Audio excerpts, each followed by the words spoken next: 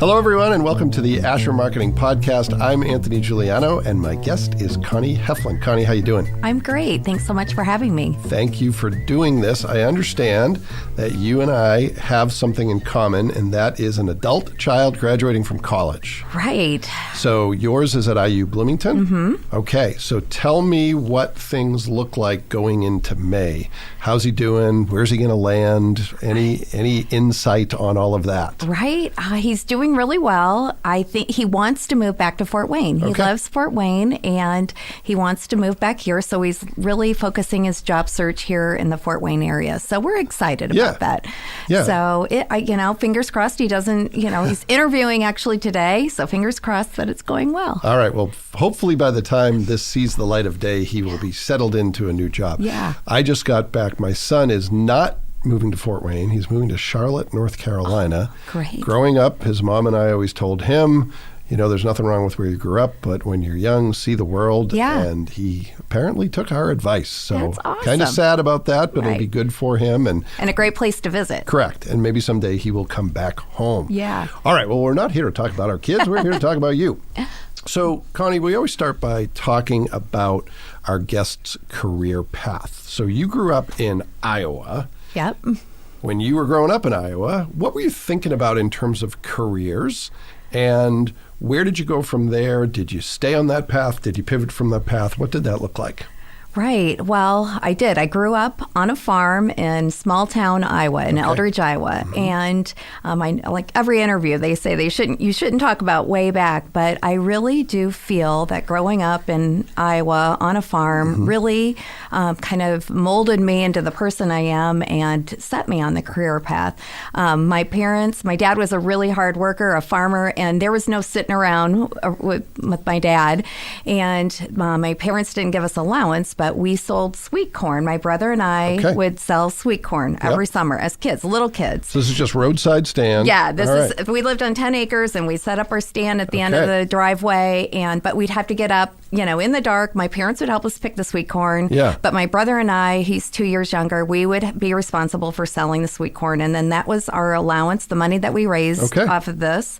Week of work was our yearly allowance. And my dad was, they were right there to help us, but it was all about giving the customer more than they expected. It was always a baker's dozen. It wasn't just 12 ears of corn in a dozen. It was 13.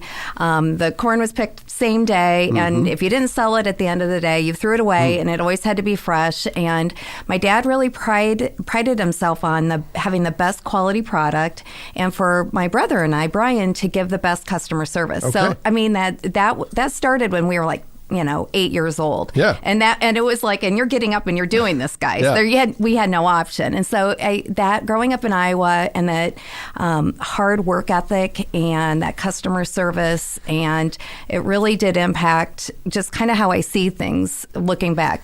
Being 54 years old, I still go back to customer service, and are we delivering the best customer service? Yeah, well, that's great. And those are pretty simple but important lessons to learn. Yeah, so simple. Yeah. So, and you were actually a marketing major in college, correct? Yeah. Okay, so this is the Marketing Podcast. Right.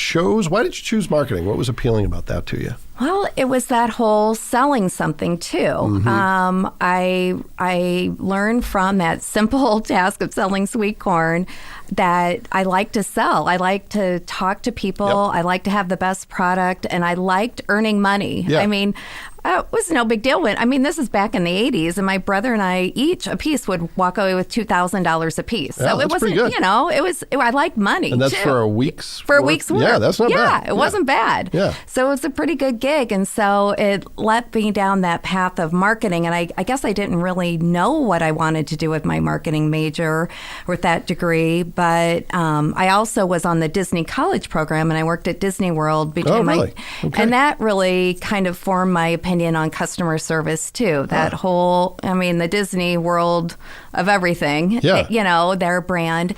So, graduating, just like Jack's in that position, right now, I didn't know, but I took a sales job with Lipton Tea and Soup. I went into sales rather than marketing as you might see it. But I, in my brain, see sales and marketing as something very interchangeable. Yeah, for sure. It's all the same. For sure. All right. So you work for Lipton out of school, and then eventually you found your way to Indiana. Yeah. Was that shortly after school, or was it much later? It wasn't that much later. So I was the sales rep for Lipton Tea and Soup, and then got married, moved back to the Quad Cities, and took a different sales job selling steel case office furniture. Then we relocated to Fort Wayne, and in between there, I had started our own retail business. It's kind of a convoluted story, but instead of selling and working around the clock selling office furniture, we opened a residential furniture company. And so moved to Fort Wayne. I was still part owner in that business. And that's going back to 1990. So, yeah. All right. So the furniture business was in Quad Cities? Okay. All right. So you then moved to Fort Wayne. You've got one foot in a retail business in Iowa. You're here. And is that when you start the fundraising part of your career, or does that come later? No, that definitely started. And then there's, I moved to Fort Wayne, and we transferred here for my husband's job with General Electric, and moved here not knowing a soul. So that's really when volunteering became a part of my life. And that's how I kind of got to know people in Fort Wayne, was through volunteer and worked or volunteered for the Junior League. It was a women's nonprofit group that I volunteered for and really got involved with. And that's how I made friends through this volunteer work. And that's how I got involved. So did that, and that led to, as my husband put it, the residential furniture business that we were still part owners in, and we'd go back and forth. It was more of an expensive hobby than maybe for yourself. Anyway, then I took the fundraising kind of, and which is sales too, is that marketing thing with IPFW with the Tapestry event. So for those who aren't familiar, what was the Tapestry event? Tapestry was a one-day event at the Coliseum put on by IPFW in Parkview. And we'd bring in a great big guest speaker, and it was a day for women. And so keynote speaker, breakout sessions, and then there were sponsors for the event. And so I was responsible for the sponsors that attended and had booths at the event or sponsored a breakout session and so on. So I did the sponsorship for Tapestry. Okay, so drawn on your sales background there. Yeah. Okay. And then from that role with what was then IPFW, where do you go from there, and why do you make a change? Oh, I did that for about 7 years, and that was part-time. So Jack and now Nate were small and young, and that I was working part-time, and I took a job with Early Childhood Alliance as a fundraiser for ECA.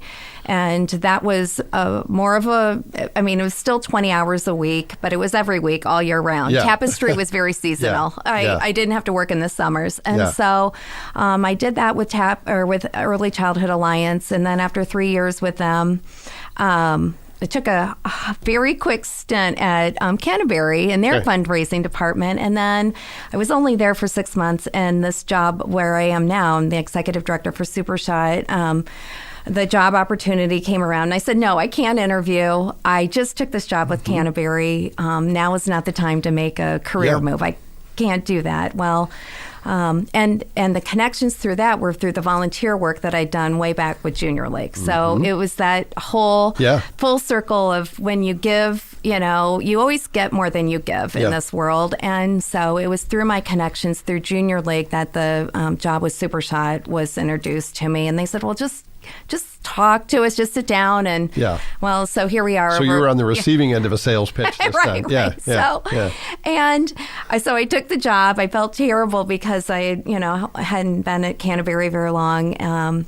But I stepped up, and it was full time. It's obviously it's executive director, full time job, and I was just ready. The kids were older, and I just was ready to take on the next big thing, the next challenge. And SuperShot, I through my volunteer work and working at Early Childhood, I really love the nonprofit sector. I really feel that there's a lot of good work that has to be done in the nonprofit world, just as it would in a for-profit business. And if you can bring some of that to it, you can move the agencies forward considerably. Yeah. So let's talk a little bit about SuperShot. Yeah. Tell me how you describe the organization. You're obviously very familiar with it, but for someone who might not know much about SuperShot, what does the organization do?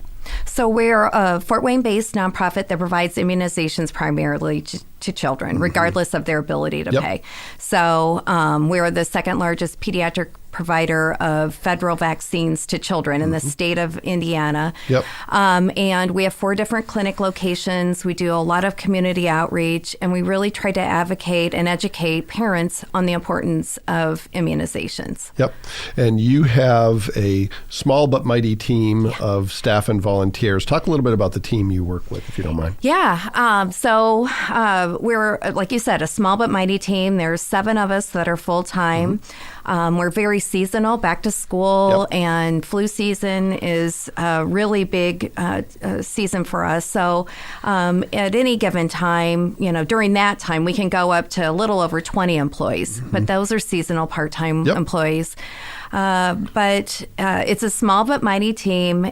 We've been given a permanent home. We now have a clinic location. So SuperShots, it's a nonprofit that's been around for 30 years. This is our 30th anniversary. And the model has always been to work out of donated clinic spaces. And again, going back to this marketing and the branding, that's a great model for the budget. But it's really hard for people to understand where you're going to be, especially when you're given space and when that space is needed for something else. You just pack up your tote and beggars can't be choosers. For sure. So, we really needed to look at the model at SuperShot and figure out, how do we provide this service? And we're a walk-in clinic only. And, you would look at it. I came into it and families would wait 3 hours to get their child vaccinated in a crazy waiting room. That I'd be like, I'm not quite sure if I'd want to bring my kids here.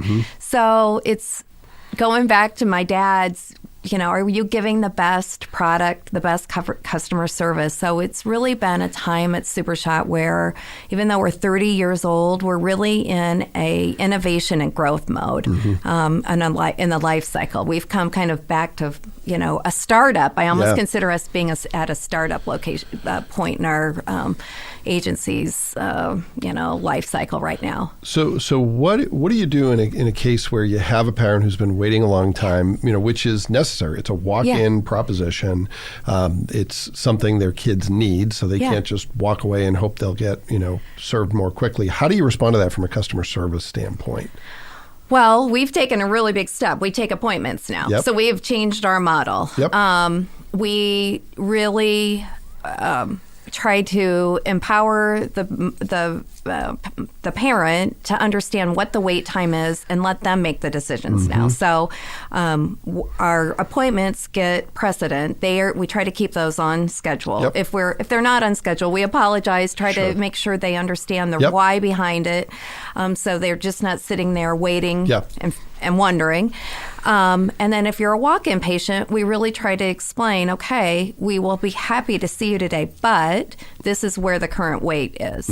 So they can be, and we'll happily see you today, or if you want to make an appointment, we can get you in 15 minutes. So put them back in control of their own destiny, so to speak. All right. Well, I would be remiss if I didn't ask you this question. It's probably the toughest question I'm going to ask you. Although you and I have talked about this before, so maybe it's not all that tough.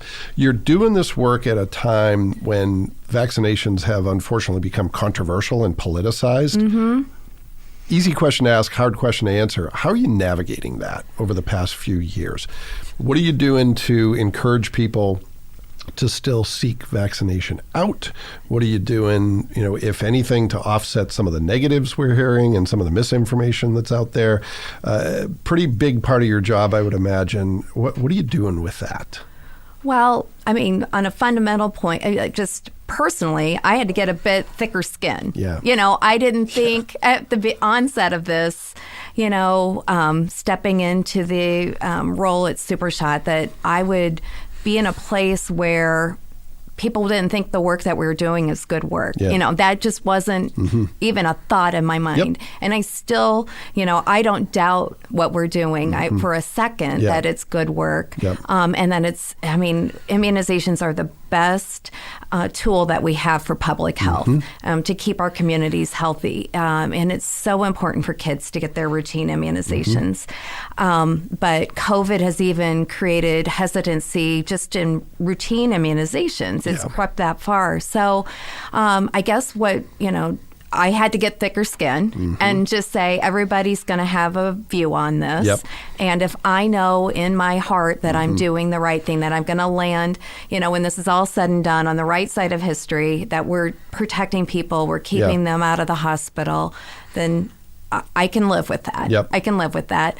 The next step was, give people the facts. If they don't want it, we're not going to go at them and argue. We're not going to start the argument. Yep. We're not going to be that person. Yeah. But empower people with facts and the information. Yeah. And if they make that decision, that's fine. It's not fine. It's not, but it's their decision to make that. Controlling what you can control. Yeah. Well, and it's unfortunate because the viability of immunization over the years has made us take it for granted. It's one of those things I mean, that's, vaccines are their own worst enemy. We don't see polio because they're working. Yep. So we have this generational where there's a generation that hasn't seen really severe disease. So we if it's out of sight, out of mind, you don't think about it. You don't consider it a risk, and it's because the vaccines are working. Yeah.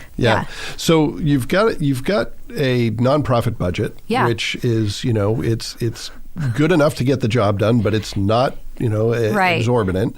You've got a time during the pandemic when you've got major demand for your services. You're also trying to run a business like everyone else remotely and with new rules and all these other things. How did you navigate all that and still do the other important work that you were doing? How did you pivot, get the message out, keep the opportunity in front of people while also doing all the other important things you needed to do? Right. Well, it goes back to being a small but mighty team. It was acknowledging to the team that this is hard. I get that we're all in this situation that's hard. Before the pandemic hit, that's when we were walk-in only. And within a day, we had to shift to appointments. And we didn't have anything in place to do that. And so, and it's giving each other grace and saying, we're not going to know exactly. We are building the plane while we're flying it right now. We are not going to have the perfect solution, but we're just going to keep trying. So I guess that was our attitude of just complete flexibility and to stay calm, carry on. Nothing, we're going to be. So had you planned to introduce appointments, or was that kind of a byproduct of the pandemic, something that was pushed forward? It was pushed forward. It was on the radar because we could clearly see that a 3-hour wait in the waiting room was miserable. Sure. And our mission is to break down the barriers of access and affordability. We're creating our own barrier of access there. Nobody wanted to do that. So it was on the radar that we need to figure out how to move, but it was just accelerated. That's some of the best things that came out of COVID was, there's no time to wait. We're figuring this out today. Well, and I've heard it described as 10 years of innovation in 3 months because of all the changes. I was teaching at 2 local universities around that time, and everybody really got good at online learning all of a sudden, or learned where the knowledge gaps were for the same reason. It was kind of like this thing that was off in the distance was now there in front of you. So let's talk now about some of the things that are on your plate currently. Obviously, that was a big part of your job. You're still dealing with some of the byproducts of the last couple of years. But what are some of the things you're looking forward to that you're working on, big items on your to-do list, things that are super important to the organization or to you personally that you're trying to move forward? Yeah, it's super strong. Like you said, we have a limited budget. We're a nonprofit. We're doing work that is not profitable. So we're trying to figure out other revenue streams to help offset our nonprofit work. So we are now partnering with schools where we go into the schools and we provide immunizations in the schools. And that program really pushed us to accept commercial insurance and not only public insurance. Okay. So now we're really trying to work on how do we, again, customer service. How we're really working on appointment scheduling and empowering patients and making it as easy as possible using technology. We have a new clinic location, and we want that clinic to feel like the best home for anybody, no matter what your insurance rate, if you have commercial insurance, public insurance, or no insurance at all, that you would walk into SuperShot and feel like this is a place where you're getting great care, and it didn't matter what your income level was. So we're really working on that, and we're really trying to, again, like I said, diversify our revenue stream, where how can we fill all the appointment slots and help commercial insured patients offset our nonprofit work. Because, I mean, doctor's office, we talk to them all. We're partners with them all. Yeah. There's not a lot of money in vaccines, no matter which insurance you have. So if we can really work to fill all of the appointments and really reach out in the community to figure out the best ways to do that, then that helps our revenue and our bottom line. So that's our biggest, is really trying to figure out, and branding. It's a branding. And not everybody will go, I didn't know you took commercial insurance. And we serve adults now, so it's really, again, that innovation startup phase where we really have to get the agency in the public eye and for everybody in the community to know that we can serve everyone now. So in the past, you were relying fully on borrowed space? Yep. Borrowed clinic space. So now this is a first for the organization that you have your own clinic. Where's the clinic located? It's out on 1515 Hobson Road. It was a Parkview walk-in clinic out there, and it has 15 private exam rooms, and we're remodeling each. There's a north side and a south side that it mirrors each other with exam rooms. So it's going to have all new family exam rooms, new nurses station, ADA and family restrooms, new flooring. It was a nice facility, but the carpeting, carpeting had been around for 20 plus years. And for us, when kids get their vaccines, sometimes they get nervous, and cleaning things off of old carpet is really gross. So now we're going to have hard surface floors, and, so it's just where we can brand the agency there too, with interior signage, exterior signage, and really be a place of confidence to come and get your family's immunizations. So you're learning all kinds of new skills. All kinds, always. All right. That sounds like enough of a job in itself, opening the new clinic. Is there anything else that's big on your to-do list that's important to you, other work that you're focused on? It sounds so simple, but it's delivering the best product. It's keeping appointments on time, letting parents, getting parents in a quick turnaround. When you're coming to SuperShot, you normally, like every parent, we wait to the last minute to get our school physical or to get the vaccines that they're required to have. So making sure there's appointments in a relatively quick turnaround, in that week's turnaround.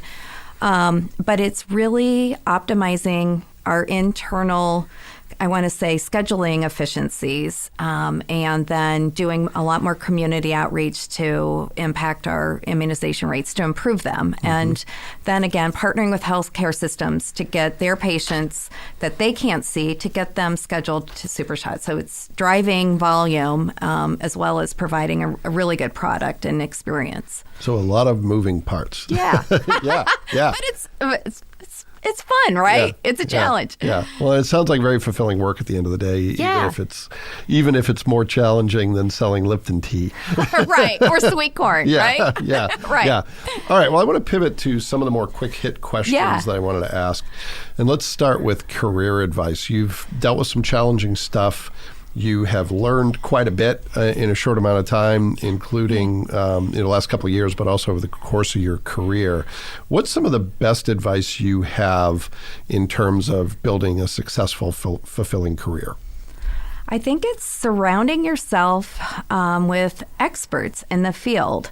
You can learn so much And like, let's say, for instance, right now, the Super Shot board, I learn daily from our board members.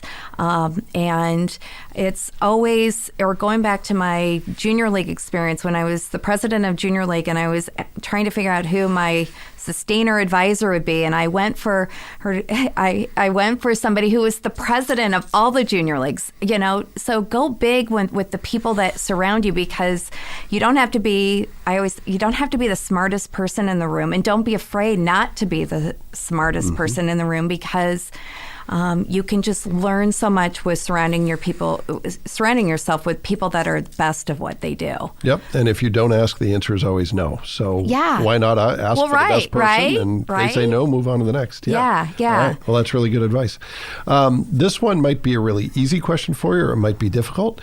What is a myth or misconception related to your work that you'd like to clear up, or something that isn't well enough understood that you'd like to amplify? Well, I go back to that. We can accept all insurance at Super Shot. So Super Shot used to be, you can only if you had Medicaid, uninsured or underinsured, and mainly for children. But we can see anybody in the community now if you need your immunizations, from birth to death, to any and all or no insurance plans. Okay. So if somebody needs to get an immunization and they want to schedule an appointment, go to your website. Is that the best place for them to do that? Yeah, go to our website and our phone number's on there, and they can call. And soon we'll have a live chat where they can text, like on the computer, they can text with a scheduler right there and go back and forth. Okay, quick digression. Yeah. And if if this is proprietary or it's not something you can answer, feel free to tell me that. But are those schedulers contracted? Are they your employees? How does all that work? We have one person. Okay. Her name's Mary, who works on the phones, but we are working through a scheduling app and company called Health iPass. Okay. And it's also now that we're working with all these schools, we go out into the schools during flu season and provide over 8,000 kids a flu vaccine, and all that consent has been on paper, and Health iPass can help us. Oh, that's great. Give a link to parents where they can register for that in-school flu shot through a link rather than a piece of paper that we're shuffling in between nurses and Super Shot. All right. And then on our end, we're uploading it all, and it's all through a new company called Health iPass. They're out of Chicago. Okay. And Mary is supplementing that. Yes. Okay. So the fact that you have Health iPass is good for parents, it's good for Super Shot, and it's good for Mary because she doesn't have to do all that work. Right. Well, good. Yeah. Good. Yeah. All right. Last question has to do with how you get your work done. And I've gotten a wide variety of answers to this question, but what is a tool, a trick, a tip, a hack, something that you use that kind of saves your day every day, that maybe you even take for granted, but that other people should know about? Something that helps you get the job done. Oh, brother. When I was looking at that, a tool or trick, and maybe this isn't every day, but know when to call in the expert. Yeah. So, as the ED of a small nonprofit, I'm the executive director, but I'm also all the marketing person. I'm our social media person. I'm our web, but I called you, the expert, when we needed to totally revamp our website. Yeah. Or if we're looking at all new signage and telling the Super Shot story and the branding our new building, know when to call in the expert.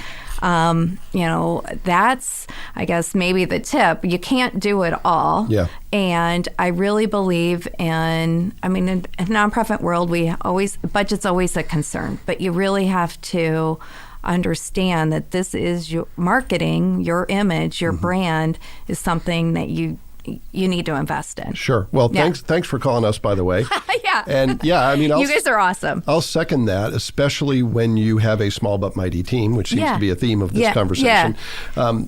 Any time you spend on the things that are outside your area of expertise or outside your area of responsibility is time taken away from really important stuff. Not to state the obvious, but you're doing really important work, and there's probably better ways to spend your time. Sometimes the best way to spend your time is pick up the phone, call someone who can do it faster. Expert. Right. Yeah.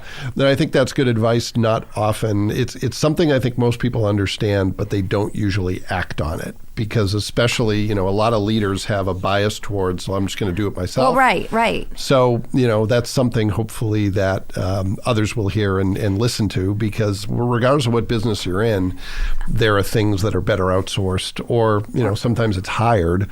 Sometimes it's worth hiring someone part-time or full-time to do the work in-house. Sometimes it's a specialty agency, but you can't do it all for sure. You can't do it all, and you can't, especially if you're that leader that thinks we're human, and it can't be a genius and the rock star at absolutely everything. I mean, it's even with your staff. I mean, let the clinical staff do the clinical thing. Yeah. I mean, they're the experts. They're the RNs. They're the masters in public health.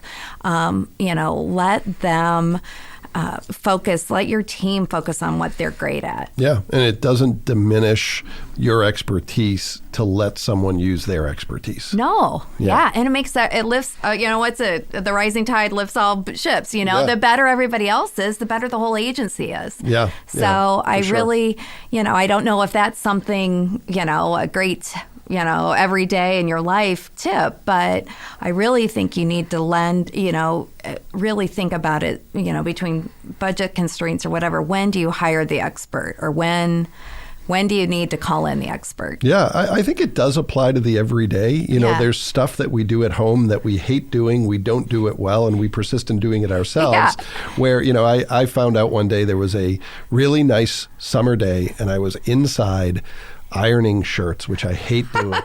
And it dawned on me, I was like, Peerless Cleaners will pick these up, and for about $2 a shirt, we'll make them look better than I ever could. So there's a little plug unintentional plug for Peerless Cleaners. But yeah, I mean, and that's magnified in a work setting where, things are more complicated than ironing shirts. Right. So yeah. All right. Well, there you have it. Our advice is, send your shirts to the dry cleaner. Don't do it yourself. Don't do everything yourself. Yeah. Well, Connie, thanks for doing this, and thanks for the important work you do at SuperShot. We appreciate the opportunity to be a very small part of it, and thanks for everything you do. Oh, thanks so much for having me, and thank you for your partnership and being the expert that we can call on. Well, thanks. And thanks to everyone who took the opportunity to listen to this episode of the Asher Marketing Podcast. We'll be back next time with another great guest, and we hope you'll join us then.